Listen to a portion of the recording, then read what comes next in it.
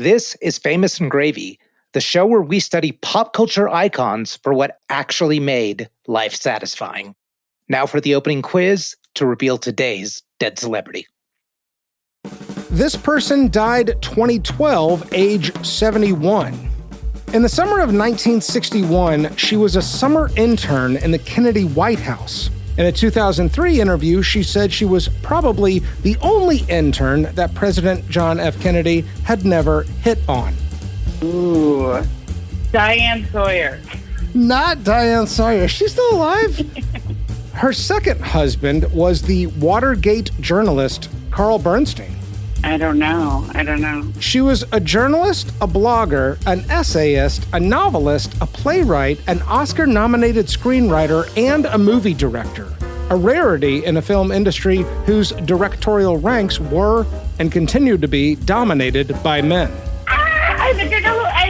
The name's escaping me. Oh my gosh.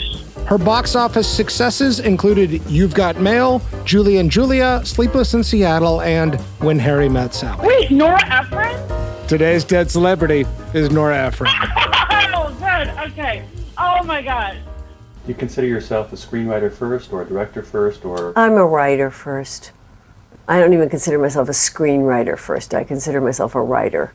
I think the thing that I always say that is extremely boring and probably narcissistic to people who want to be screenwriters who are young is don't become a screenwriter.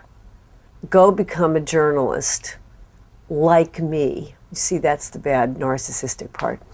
And find out something and live a little while, because you don't have anything to write screenplays about except your coming of age story and your summer camp story, because you don't know anything.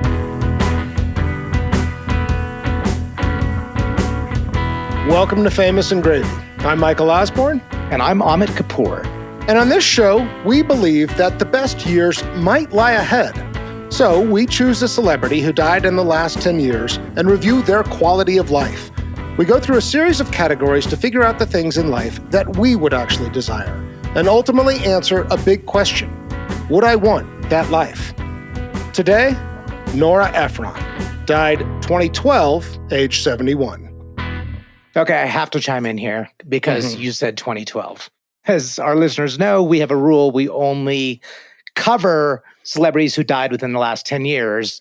So we had Nora Ephron on our docket for the fall of last year because Correct. We had some other opportunities show up.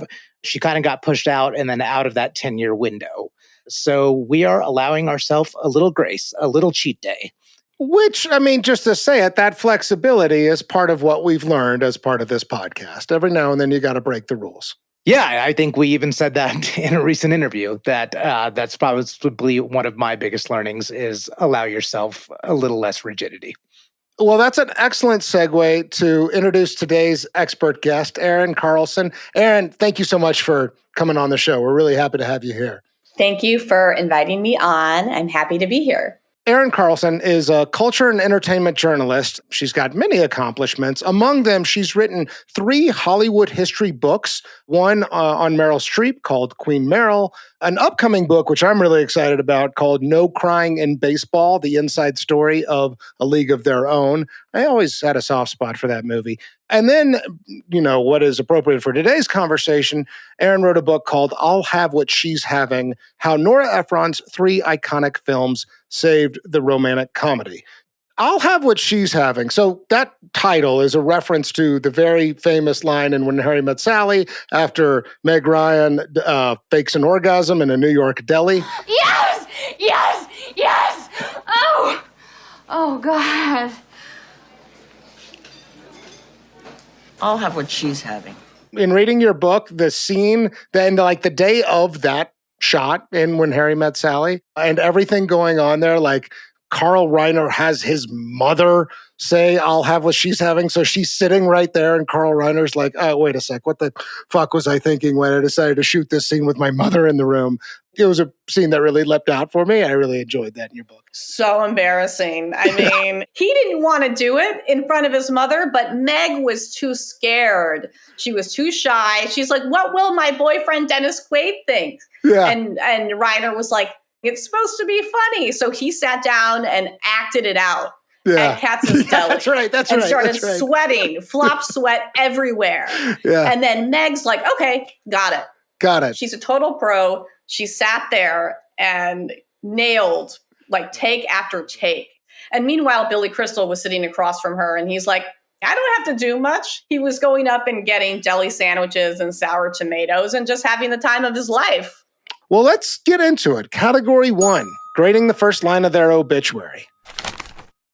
Nora Ephron, an essayist and humorist in the Dorothy Parker mold, only smarter and funnier, some said, who became one of her era's most successful screenwriters and filmmakers, making romantic comedy hits like Sleepless in Seattle and When Harry Met Sally, died on Tuesday in Manhattan. She was 71. This is the first time I remember seeing one with a parentheses. Oh, is there? I on audio that doesn't come through. I'll do it again. An essayist and humorist in the Dorothy Parker mold, open parentheses, only smarter and funnier, comma, some said, close parentheses, who became, so it was like their way of getting a lot more words in there. This whole Dorothy Parker, okay. So that's question number 1 for me. Who is Dorothy Parker? And maybe Aaron wants to take that. Aaron, who's Dorothy Parker? Oh my God. Dorothy Parker was a famous like essayist and humorist, just like Nora, in mid-century, and she was known for her pithy one-liners and her wit. And she sat at the Algonquin Round Table in Manhattan. She was the only woman writer at the table, and she created a persona around herself. She built herself into a myth, and she inspired a lot of younger women writers like Nora to want to move to New York City and become a famous lady writer. And Nora really sought that. She wanted to become Dorothy Parker. I think I read something about Nora Ephron attacking Dorothy Parker or saying something not great about her. Am I misremembering this? Because I read that biography you suggested. Yeah, I'm surprised that's there because so Nora wrote very brutal essays about women in the media, like Helen Gurley Brown, famed editor of Cosmopolitan. And she also wrote an essay about Dorothy Parker that sort of shattered the myth of Dorothy Parker and Nora's perception of her. Okay, let's pause on all that because it's amazing that there's this unbelievably rich and hidden history in what is almost a parentheses in the first line of Nora Ephron's obituary line. Amit, your reaction to some of this?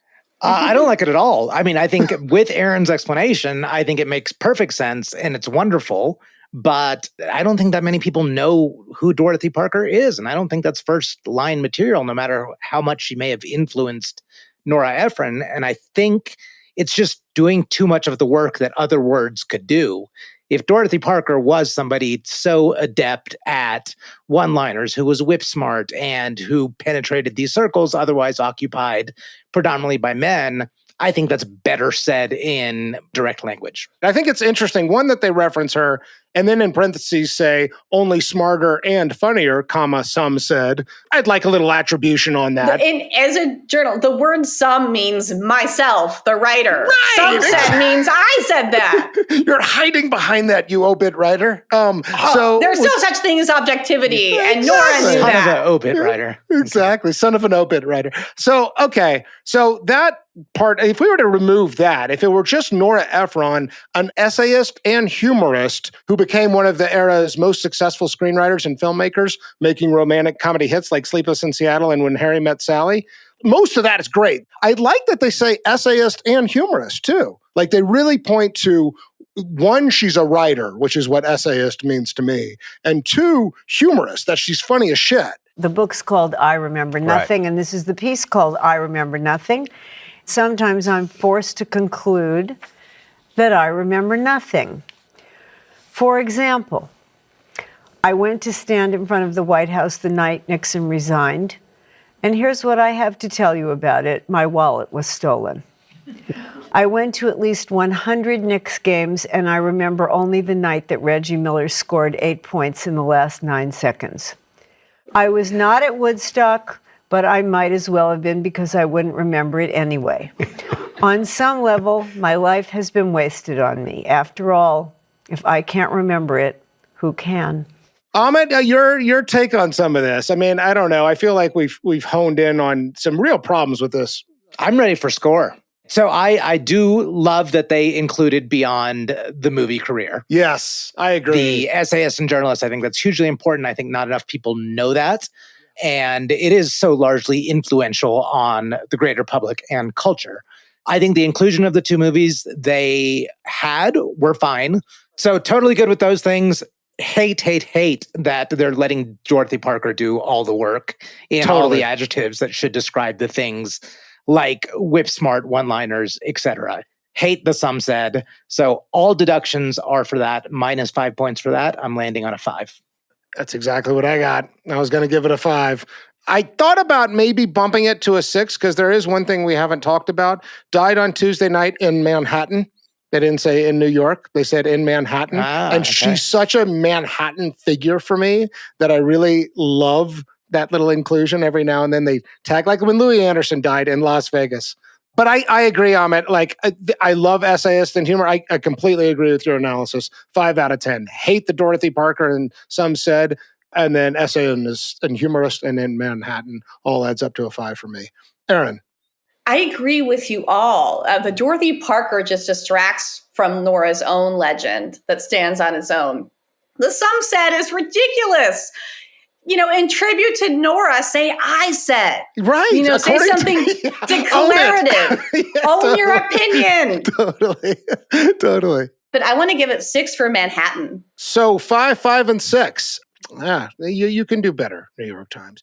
Let's move on. Category 2, 5 things I love about you. Here we work together to come up with 5 reasons why we love this person, why we want to be talking about them in the first place. Erin, before you leave us, do you have a thing you love about Nora Ephron that you would like to contribute to this category? Gosh, I'm like Tom Hanks in Sleepless in Seattle on the radio with Dr. Marcia Fieldstone. Sam, tell me what was so special about your wife. How long is your program? I love her joie de vivre. She didn't waste a second of her life. And it wasn't just movies. She loved cooking. She published a cookbook full of her favorite recipes, and she was an amazing hostess, and she liked throwing dinner parties. Her love of life that was beyond who she was. It was beyond, she's an essayist and a humorist and a screenwriter. It was the whole giant, arc of her life that encompassed her joie de vivre. Joie de vivre. I love that terminology. Ahmet? But I think it's a perfect encapsulation of everything that I understand about her. Yeah, I mean, and when I hear that, I guess I hear Latin, I hear carpe diem or something. It's not just that. There is a sort of like, get the most out of life. That's what I understand joie de vivre to mean. It's live for the day, but it's also, a zest for life, like a passion for it. Like life has so many experiences, sensory and intellectual and communal to offer. And I do think that I think it's sometimes mistaken for ambition, and maybe it overlaps with ambition. But there is something about her character that is very like, damn, she's doing it. She's living. So I think that's a wonderful thing, one, to contribute. Erin, thank you so much for coming on the show. It was really fun to have you. And actually, real quick, when does your book publish? September 5th. Okay, so we will link to it in the show notes, and I can't wait to get a copy myself. Erin, thank you so much again for coming. Really appreciate you making the time. That was awesome. Thank you. Thank you so much. You guys have a really good show, and you're really fun. Thank you. It was great spending time with you today. What I will miss. My kids. Nick. Spring. Fall. butter, a walk in the park, dinner with friends in cities where none of us lives.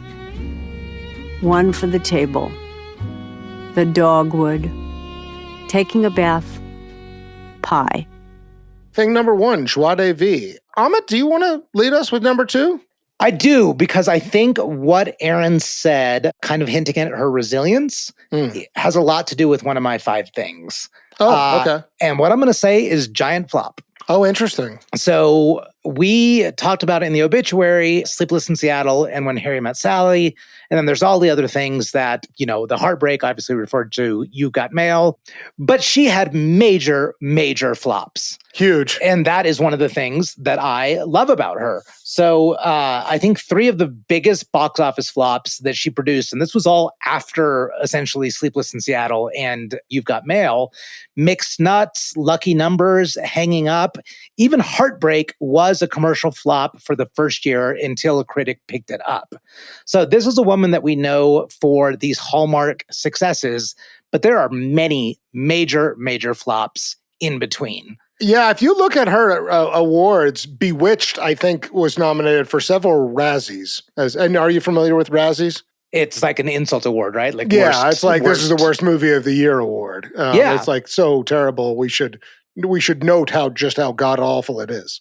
Yeah. So the thing I love is who gives a damn, right? Bounce back from the flop. And she did that. I mean, the way I understand from reading about it and hearing her interviews is like she took it a lot to heart. She hated the flops. Yeah. But if you're going to talk about it in the totality of life and the fact that you can have many major, huge flops, yet still be a topic on a show like this is very, very important to know. Not everything has to be a home run. Not everything even has to be a base hit. You can completely strike out very frequently and still have a hugely successful, significant, impactful, and fulfilling and happy career. I watched her Wellesley commencement speech. It's a fairly famous commencement speech from, I think, 1996 or 1998, something like that. And one of the things she tells these graduates is that, what are you going to do? Everything is my guess. It will be a little messy, but embrace the mess. And don't be frightened, you can always change your mind. I know. I've had 4 careers and 3 husbands. Which was, I think speaks to that point. It's not just professionally and creatively flopping. I think that there are some, that didn't go well, I need to change what I did life decision-wise, aspects of her resilience, to your point. Yep. Okay, shall I take number 3? Yep. I'm going to go with legendary party thrower. I know this came up in the Diego Maradona episode, and it's come up a few times on our show, what it means to throw a great party. Her parties were apparently legendary. So she is a next level chef. She's a total foodie before there were foodies, but also loves being in the kitchen. This was part of the reason she was so excited to work on the Julie and Julia project. But she's also an insane conversationalist. I mean, Nora Ephron is really smart and I think would be just a delight to talk to and to be in a conversation with. And I think she's the kind of person where if she's throwing a party, there's going to be great cocktail chatter all around it. And, she floats in this company that I find really sort of enviable. I mean, it's very Manhattan and, Mike Nichols or Rob Reiner or, Meryl Streep. I mean, there's celebrities there, but there's a sort of intelligentsia community that I think surrounds Nora Ephron, between, arts, culture, journalism, and so forth. I would love to go to a Nora Ephron party. She's a legendary party thrower. And that's something I want to do in my life. That's desirable to me. I want to, be the kind of guy who's like, Michael Osborne's having a party. There's going to be great food. There's going to be great conversation. You're going to meet interesting people and you're going to feel like you belong in sort of a really special community. So I find it really desirable. And that's my thing number 3. Yeah, I like it. Let me cap that with her own funeral.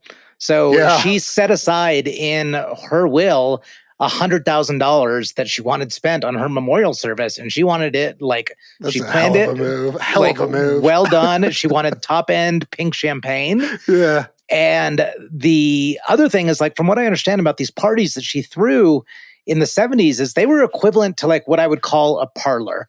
If you think about like the movie Midnight in Paris, and you picture like Ernest Hemingway and F. Scott Fitzgerald and all these like great writers from the 20s, yeah. But musicians, writers, everything. You just had ideas flowing and booze flowing and whatever. That was my understanding of some of these gatherings that Nora Ephron threw. And even when she didn't really have the credibility or the chops, she would go up to people and be like, I'm Nora Ephron. You want to come to a legendary party at my house? Totally, yeah. I heard that story a few times. You said, one thing you were saying about the throwing a party for your own funeral, joie de vivre, even if you're not viving, you know? Yes. All right, why don't you take number 4? Number 4, mentorship.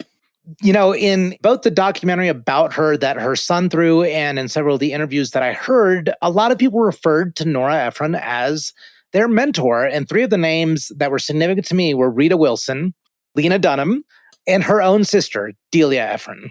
And so I think that is wonderful, because here is a woman, and we haven't gotten into the backstory of her life, but she came from a Hollywood family. Her parents were also sort of in Hollywood screenwriter type of things. They were both alcoholics. Alcoholism essentially killed her mother when she was a teenager, right? So she had kind of a little bit of absentee parentism. And the fact that she saw it as so important to pass on and educate, and how important that is, that she has a gift. And in addition to making masterpieces, another way to pass on and live out your legacy is to mentor others. And I love that she saw that and she invited it. Do you feel like you're at a point in life where that's happening for you? Where people are asking you to be a mentor of sorts? It's a little bit, it's come up, but frankly, I think we had this conversation on our hike the other day, Michael. I feel I'm in the opposite camp. I want one. I think both things can be true. I think it's important that both are true, to learn and give at the same time. Yeah, I agree. Exactly. I mean, Adam Grant's whole book, Give and Take, is sort of about that. Yeah. And especially as you're in this stage that we are. I mean, we're mid-40s, but I think this applies to anybody in age, say, mid-30 to 60.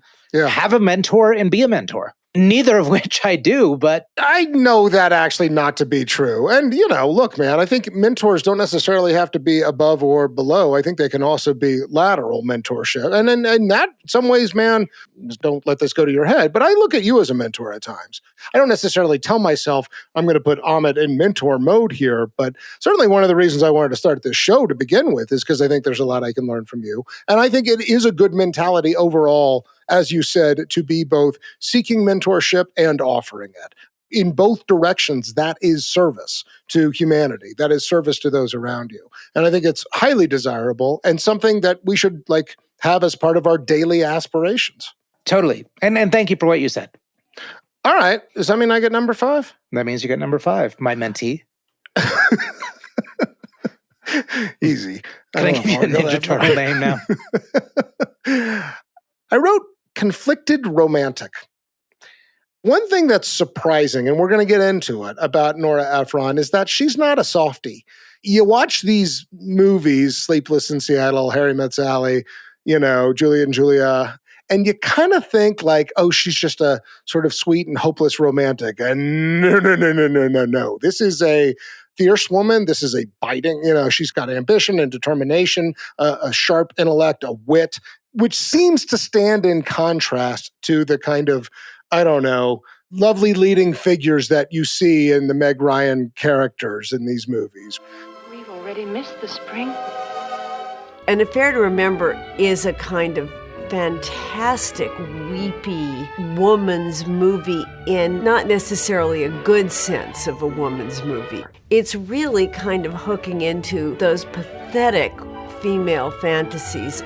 What we were trying to do in Sleepless was hook into a completely different romantic fantasy, which was, what if there's one perfect person for me somewhere out there and I never find him? What if I never meet him? What if this man is my destiny and I never meet him?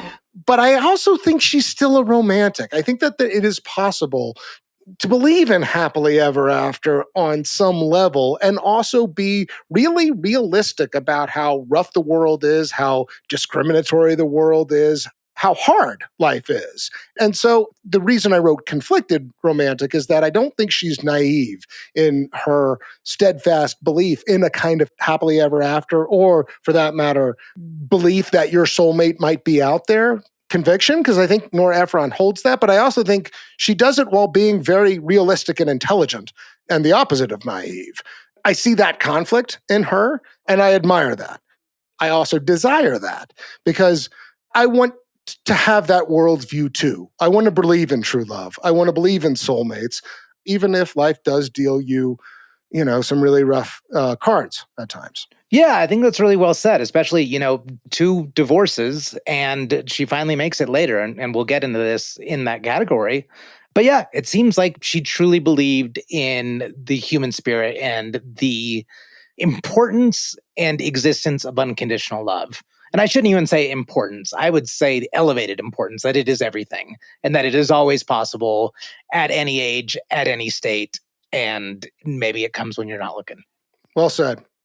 Okay, let's recap. Number 1, Aaron said joie de vie. Number 2, you said major flops. Number 3, I said legendary party thrower. Number 4, you said mentorship, both giving and receiving. And number 5, I said conflicted romantic. Let's take a break. All right, category 3. Malkovich. This category is named after the movie Being John Malkovich, in which people take a little portal into John Malkovich's mind, and they can have a front row seat to his experiences. All right, I'm a little conflicted about what I'm going to say, because you're a conflicted romantic about what you're I'm a conflicted, say? Well, and it gets even more deep than that. I wrote Catching Carl as my Malkovich moment. And I was hesitant to bring it up because I do think this is painful for Nora Ephron and everybody involved, but we'll get into this more in the marriage category. Nora Ephron was married to Carl Bernstein. When she is pregnant with her second child, 7 months pregnant, she discovers he's been cheating on her. Oh, that's what you mean by catching. Okay, I thought you were talking about the initial spark. No, okay, I meant catching him in the act. Nora Ephron goes on to write a book, Heartburn, which gets made into a movie starring Meryl Streep and Jack Nicholson, and it's a well-known public, painful point in her life. Here's why I chose it as my Malkovich moment. Her parents, as you mentioned a second ago, developed a real problem with drinking, and her dad cheated on her mom a lot. One of the things that, you hear a lot about Nora Ephron's life, everything is copy, meaning, or at least I interpret that to mean, we are all the authors of our own lives. The way I hear the story about her discovering that her husband's been unfaithful to her was that she felt, at least for a moment, that despite her best efforts, she wound up making the same mistake her mother made. I think she was smart enough to see that pattern because she knew her parents' history well enough, and I think she saw it through that lens. It is one of the 2 times in her life where this motto, everything is copy, meaning you get to interpret the events of your lives through writing and through storytelling, gets really challenged because I'm not sure that there is a whole lot of opportunity in this moment of, oh shit, I made the same mistake as my mom, to interpret it any other way. Do you see what I'm trying to draw attention to with this Malkovich moment, Amit? Yeah. I think in this moment, she doesn't have that freedom. I think that that's true, again, by the way, at her death. And you hear people say that the one time that everything is copy did not apply was when she was faced with her own mortality. We'll get to that later.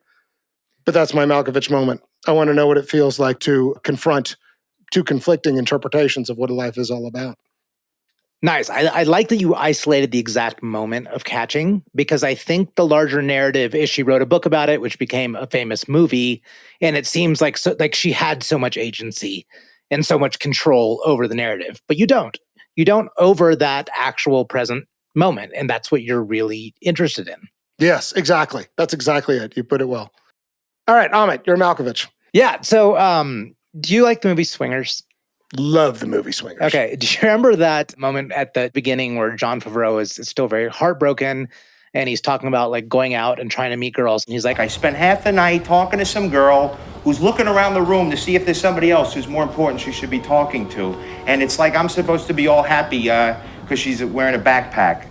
Do you remember that line? Yes, I do.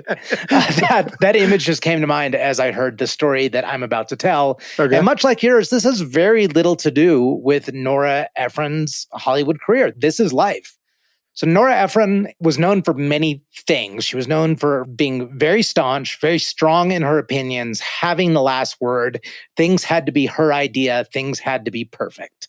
And her sister tells this story that she was in a boutique in New York and saw a backpack purse, which she thought was very great and would be great for Nora.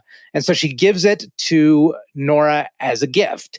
And Nora was legendary for not really receiving gifts and returning them or discarding them. And she kind of knew this. Delia kind of knew this. So a few weeks later, Delia is back in the same store in which she bought the purse. And she sees this backpack purse back in the store. And there was only one. So she knows for an absolute fact that her sister Nora had returned the purse. Yeah.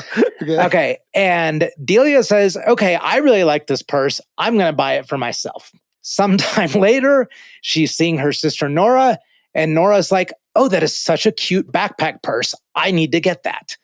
And Delia is like, I gave this to you and you returned it. And this is what I want to know from what can only be described as a Malkovich moment is what she was thinking behind her eyes. And I want to know if she realized her fallibility. This is especially important to me because I am one of those. I am one of those that is kind of like hard to, I don't receive gifts very well. But there's a certain acknowledgement in this story that is like, yeah, you know what? Somebody does actually know your tastes. And people do actually know your style. And maybe just possibly, you may actually have blind spots. And I'd really like to know if in this exact moment, when Delia says, you know what? I gave you that backpack already, if she recognized it. I think what you're getting at is humility. And I think it's a really interesting question, which will come up in a future category. But for now, category 4, love and marriage. How many marriages? Also, how many kids? And is there anything public about these relationships? Well, this is fun. Okay, so there's Dan Greenberg, married 1967, divorced 1976. Nora was 26 when they got married. They divorced around age 35, no kids. Second husband, we've talked about a lot already, Carl Bernstein. They were married in 1976. Nora was 35. The marriage falls apart and they divorce in 1980. Nora's around 39. I should say this was sort of interesting. And when I read the biography, she had a great relationship with her first husband. They remained friends, so much so that when she was dating Carl Bernstein, like the three of them went out to dinner. He's like, oh, I'd like to meet the guy. That sounds like great. And they had like the three of them were chummy around it all. So Dan actually sounds like a nice man. And then finally, her third husband, Nick Pileggi, they were married in 1987. Nora's about 46 by this point, and they were together until her death. He is notable because he's the author of a book called Wise Guys that gets made into Goodfellas. He also wrote Casino, so he's responsible in a sense for 2 Martin Scorsese movies. And this one is described as a soulmate kind of relationship, like a wonderful pairing.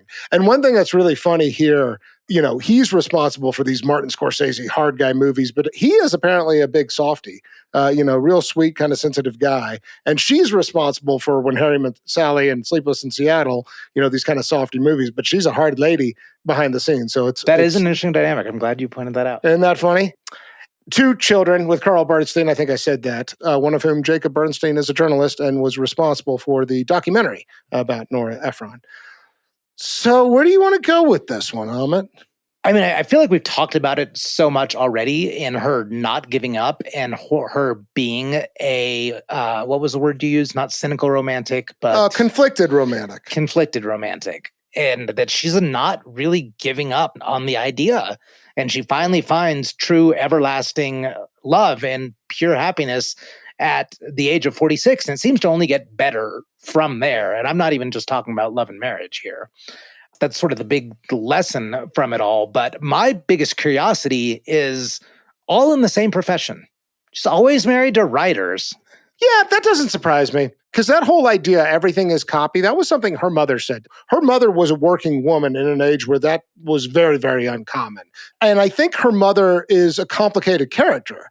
And I guess I only draw attention to that because I do think that one thing that was true in the Ephron family, like from the get-go, is writing really matters. Storytelling really matters. Everything is copy. These are words to live by. And so it's not surprising at all to me that she ended up marrying 3 writers. Your mother, she meant a lot to you. My mother was a real piece of work. She was a screenwriter with my father, and she was so determined that all of her children would be writers. I mean, what she would say to you, if you went to my mother and you said, oh, the worst thing happened to me today, she had no interest in it. She only wanted to hear about it when you had turned it into a story with a good punchline. All right, category 5, net worth. I had to dig a little bit. I saw 40 million. I saw 40 million. I did. I saw a few numbers that were a little bit lower, but 40 million seemed to be the most consistent. Yeah. What was your reaction to that? Higher than I thought. I didn't. Really? Yeah. I always think in Hollywood, it's the actors that are bringing it all. But it actually is factual that the writers, directors, and producers are making and directors are making just as much. And that's just my own bias that pre-existed before, that when I see that somebody like her ended when their life ended, they had $40 million in their account, I was a little surprised. But I think great. Yeah, I think great. I wasn't surprised. I did think, that her turn towards Hollywood is actually interesting because she was a journalist in the kind of new journalism mold of Tom Wolfe throughout much of the late 60s and 70s.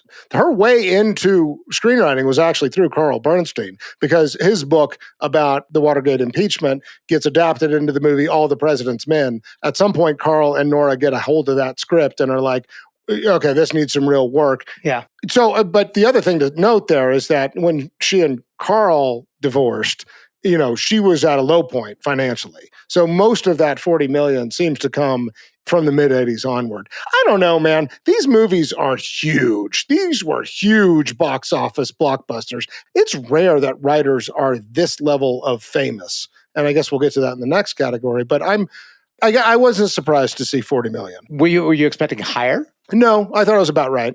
If I had seen 30, that would have made sense. If I had seen 80, I guess I could have been like, wow, that's more than I would have expected. So this looked and felt about right to me. Yeah.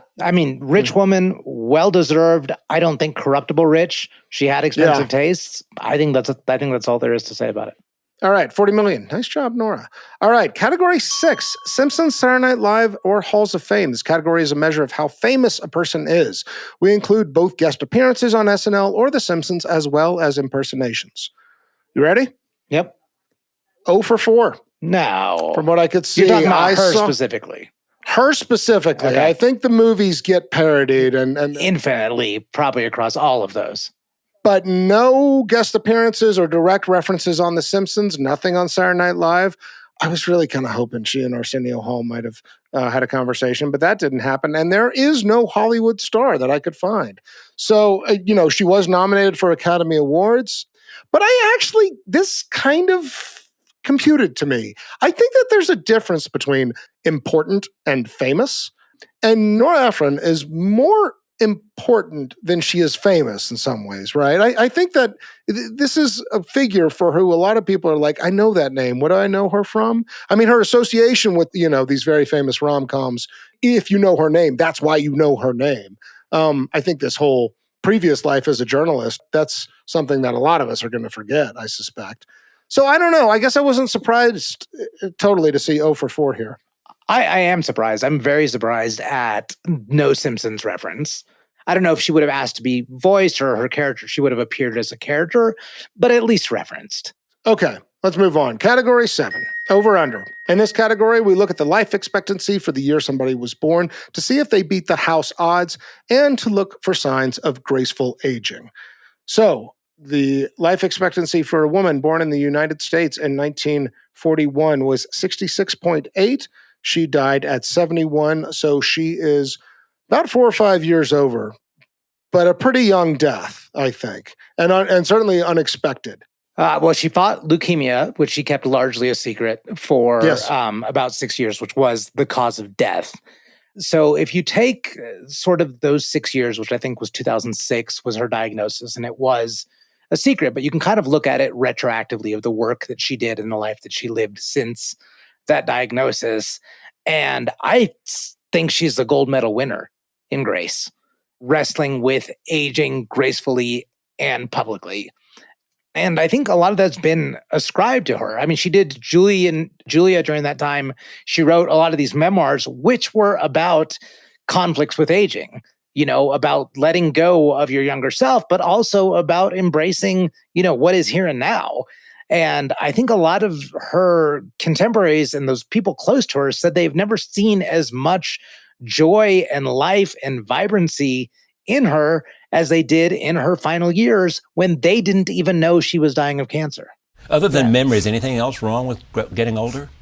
I don't think it's better to be older. I don't. No, I don't think so either. Yeah. But I think that it doesn't have to be bad. No, it doesn't have to be bad. And you have to know, but you have to know that at some point it will be. Oh, sure. And sooner rather than later. Which is why it's very important to eat your last meal before it actually comes up. When you are actually going to have your last meal, you either will be too sick to have it, or you aren't going to know it's your last meal and you could squander it on something like a tuna melt. I do think that some of the secrecy was a professional consideration, that she's not going to be able to, land directorial jobs or screenwriting jobs if people think she's not going to be around to see those projects all the way through. So that's one reason for keeping things sort of secret. But that's the thing I wanted to talk about with you here, because I 100% agree. Gold medal winner for Grace. And I really like the way she handled herself from 2006 up into her death in 2012. Everything I see looks extremely admirable and graceful. But, this has come up a few times on the show about keeping an illness, in this case, what turns out to be a terminal illness, secret. There are people in her family who know what's going on, and there are a couple of very, very close friends. But most people who, when they learned about her death, said, I had no idea, I suspected nothing, she never said anything. And in the past, you've expressed some reservation about that. How are you feeling about it today? I mean, this is one of the rare cases, Michael, which I just have to just throw down my arms and say, I don't know. I really can't place myself in those shoes, because to me, it seems weird, especially for somebody like Nora, who lived so much of her personal life publicly or projected it into the characters that she wrote. That seems weird to me, but it also seems like you're depriving yourself of a lot of sort of affection, as well as you're depriving your fan bases an opportunity. But I guess that's interesting to hear you put it that way. To me, it's a question of how you receive support. What it means to you to feel supported. Does fan mail do that? Do the weak tie friends writing a note or paying a visit in the hospital or taking you out to a meal or whatever, does that feel like support? That is a subjective question. That changes for every individual. And should I ever get to a point in life where I, get news from a doctor that says you may only have so long to live, and I've got to make a decision about who I do and don't tell, I do think that's the way to think about that question. Yeah. Is what does it mean to be loved and supported, as I enter into this process that is the final chapter here. Yeah. And I kind of imagine that's how she thought about it. Yeah, and it's interesting too how much joy came out of her in those final years post-diagnosis. Yeah. And what I think about is really interesting. If we all had a diagnosis that we're going to die, and guess what we do? We're all going to die, Michael. Right. It's a question to win, but yes. Yeah, we don't know that it's going to be 5 to 10 years, but we know it's going to be anywhere from one day to, I don't know, let's call it 100 years, just for the sake of it. I think that's a safe window you've outlined there, sure. We've all got that diagnosis, right? And so it's possibly the biggest lesson out there, is that we've all been diagnosed, right? So what are you going to do about it, and how are you going to find the joy?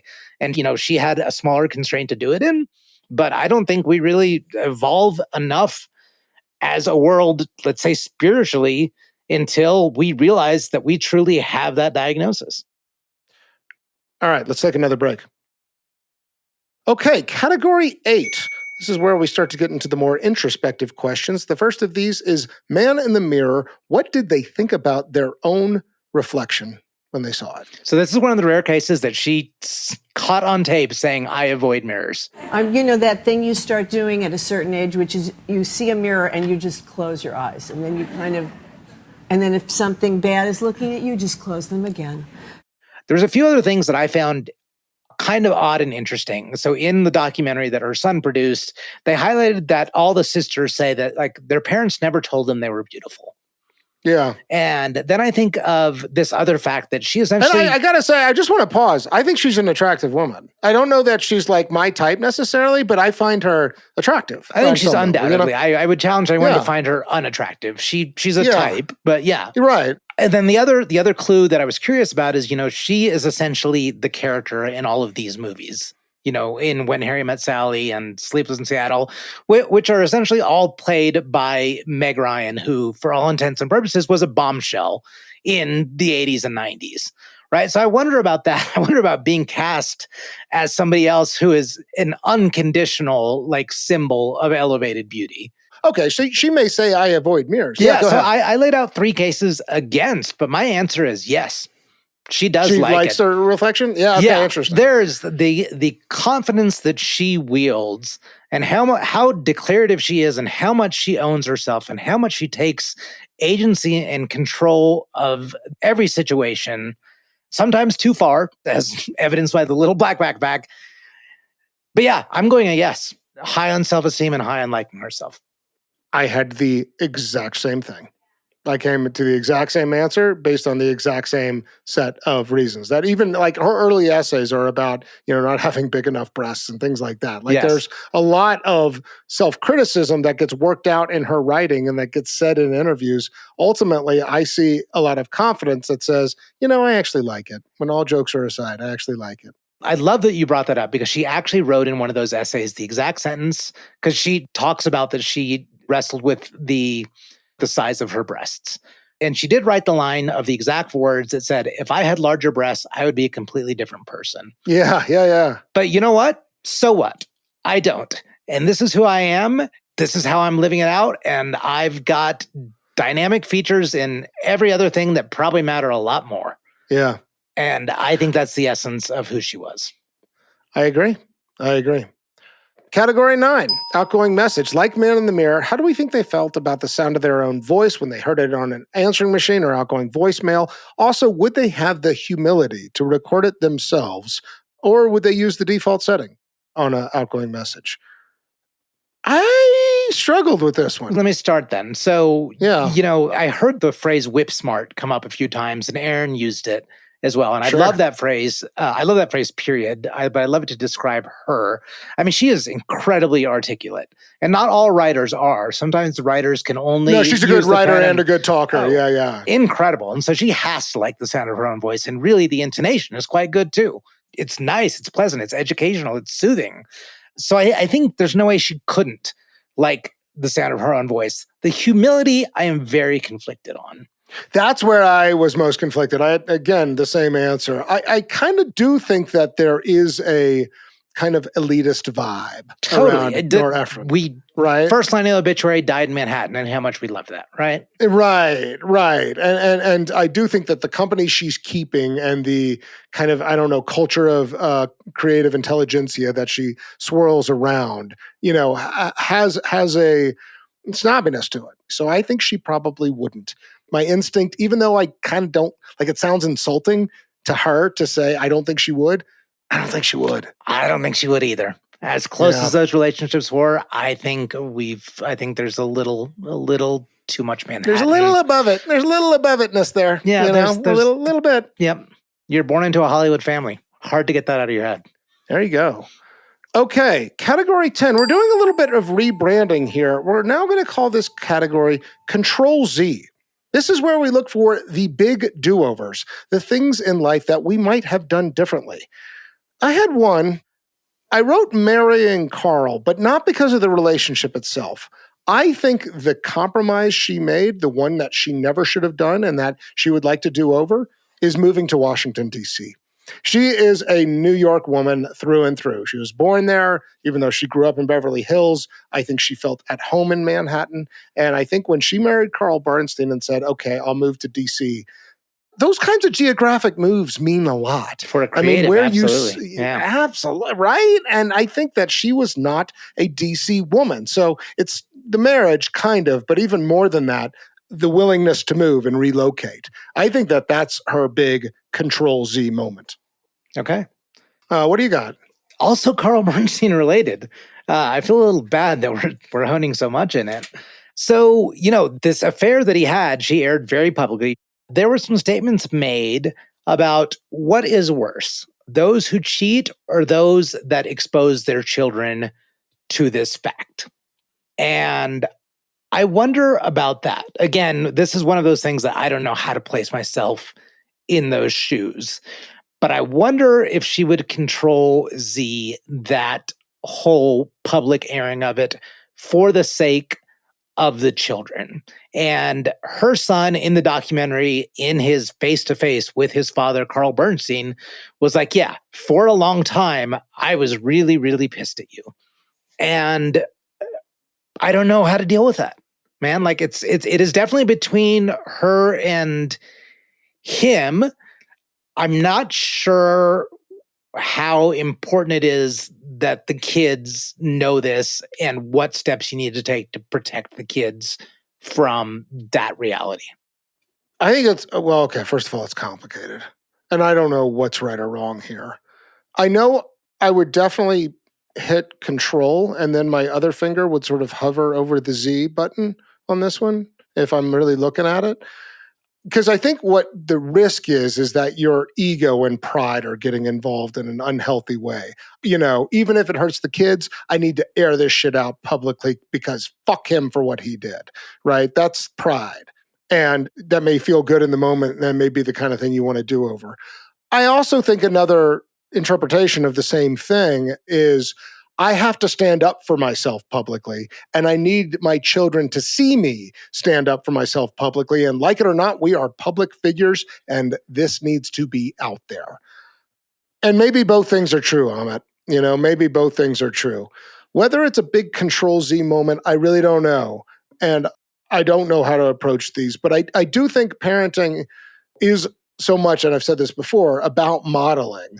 And I do think that if you're Nora Ephron and you're an icon and, you want to stand up for certain principles, there is I have to stand up for myself here. And I need to do that in a way that is consistent with the fact that I am a public persona and that my cheating husband is a public persona. But I think you're right to wonder about this one. And I think that it is a Control Z-able moment. So I'm not resolved on what's right or wrong here. And I do wonder if she questioned it. Because to be clear, this is not just letting the inner circle know and letting the neighbors know. This is airing it to the international. No, this is the Washington Post knows. This is the New York it was Times a movie knows. about it was a movie, right. Meryl Streep and Jack Nicholson and Mike Nichols know. Yeah. Everybody knew who was of age at that time. I there's a part of me that also admires it though too, man. I don't know, but I think it's complicated. Second to last category, cocktail, coffee, or cannabis. This is where we ask, which one would we most want to do with our dead celebrity? So maybe a question of what drug sounds like the most fun to partake with this person, or another philosophy is that a particular kind of drug might allow access to a part of them that we are most curious about. I kept this pretty simple and went coffee. I think that she's funny, and I think that she's witty. Like really witty and like it's coming at you fast. And I want my brain moving at a pace that keeps up with her wit. And I would love to just like have an energetic, caffeinated conversation with Nora Ephron. I think that'd just be so much fun. And, somewhere in Manhattan. I mean, not so different from the coffee image that I had with Gene Wilder. But this one's a little bit more like, I want a strong cup of coffee. Let's go. Let's talk. I want to hear it. And I think we could go in a lot of different directions. I think it could be about politics. I think it could be about feminism. I think it could be about parenting. I think it could be about all kinds of things that I think I would just love to, pick her brain, to use that phrase. And I'd like to do it with a nice, strong cup of coffee. I'm about to emasculate the hell out of myself, but rosé all day. Oh, good man. So she had a love for pink champagne. In fact, it was served at her memorial service. So I didn't specify pink champagne, but I went with rosé. And this goes back to Joie de pink. This is what you said about being a conflicted romantic. And I just want to hang out. I mean, right? She's funny. She's quick-witted, but she also, it is rare to have that and also be such a lifelong romantic. And I think that colors her view of the world. And I'm not even necessarily talking about love and about romance, but I think the type of person that holds that idea of romanticism alive can see the colors of the world differently, can see the scenes of nature, can hear different words and meanings in songs. And I think it would be a hell of a hangout. And it would be a funny one too. That's what I want. I think we have the start of a script here. I feel like we've got a movie. Amit and Nora. It would be like the sequel to Julie and Julia. I remake her films. Or maybe we need to get in touch with Rob Reiner. We'll see. Okay. He might be into this. Okay, we've arrived. Our final category, the Vanderbeek, named after James Vanderbeek, who famously said in Varsity Blues, "I don't want your life." Amit, do you want Nora Ephron's life? So one thing that we didn't get into enough that I don't really like that much about her work and her creation, it was always about falling in love and that act. It was not much about the enduring present moment of after love. And I don't like that. And like there's so much of Bollywood, which I've been exposed to, like every movie is like falling in love. And I think Hollywood has less of that problem. But she always did that. She overemphasized the falling part. And I think a lot of it was her commitment to revealing the dynamic between men and women, which is best expressed probably during that phase. But I was going to say, this does not make for good movies necessarily, like a normal, boring, happy marriage. Great. No, it definitely does. Somebody as smart and quick-witted as her, absolutely she can make it. So yeah, you're right. I don't like that. That's kind of the problem that I have with the art and the creation. I like a lot of it. That's the one way in which I'm conflicted. All of these curveballs thrown at her in especially, the second marriage to Carl and how that became so much of a centerpiece of her life. I definitely don't want that to happen to me, but to be built with the tenacity and the conflicted romantic, but to still have the romantic at the end of that. I love this woman for that. I love that she is a party thrower. I don't think I want to be a hard ass as much as she was.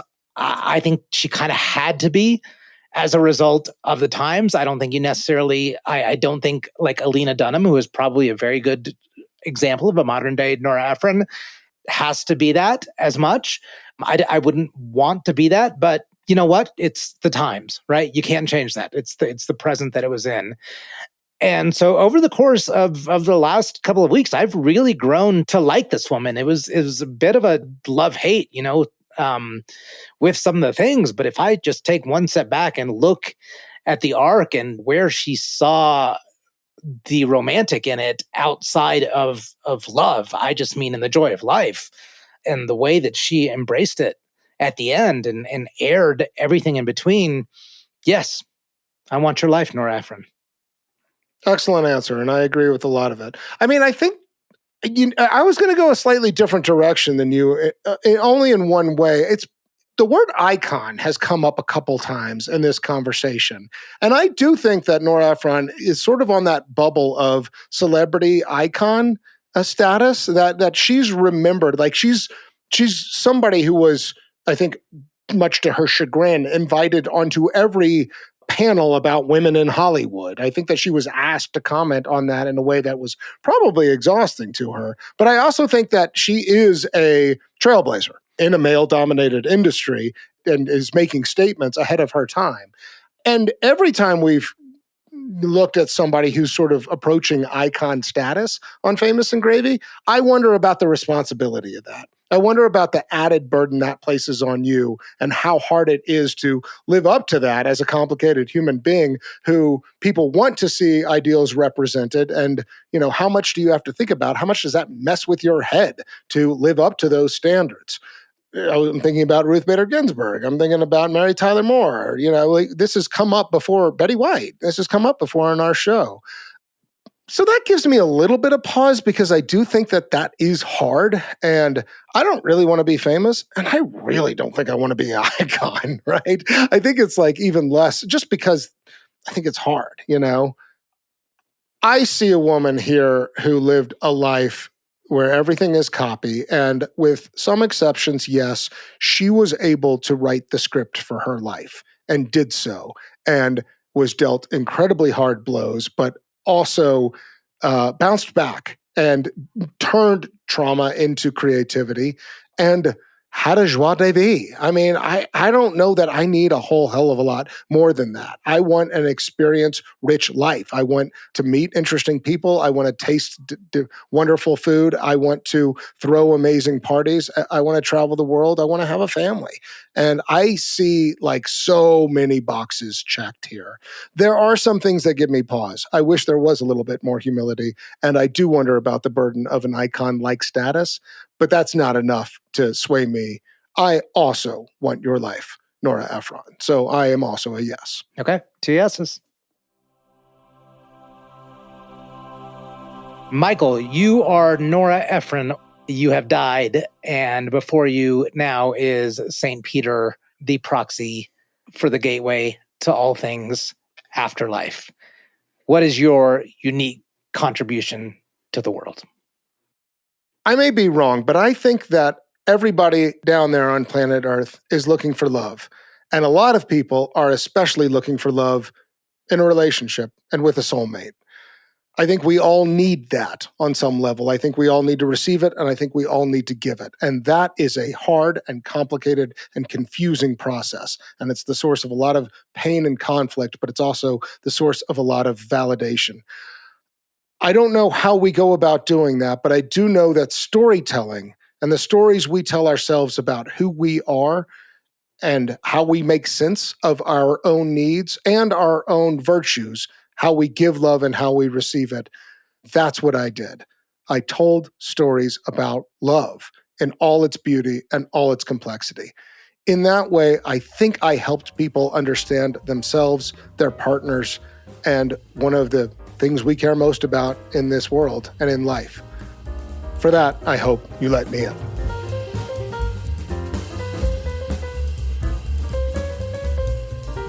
Thanks for listening to this episode of Famous and Gravy.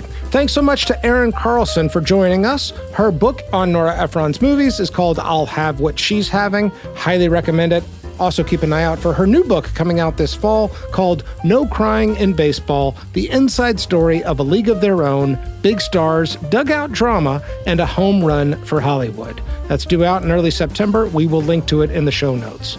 Famous and Gravy listeners, if you're interested in participating in our opening quiz where we reveal the dead celebrity, please send us an email. You can reach us at hello@famousandgravy.com. That's hello@famousandgravy.com. If you're enjoying our show, please tell your friends. You can find us on Twitter or X or whatever it's called these days. We are also now on Threads. Our handle is @famousandgravy. We also have a newsletter, which you can sign up for on our website, famousandgravy.com. Famous and Gravy was created by Amit Kapoor and me, Michael Osborne. This episode was produced by Jacob Weiss. Original theme music by Kevin Strang. Thank you so much for listening. See you next time.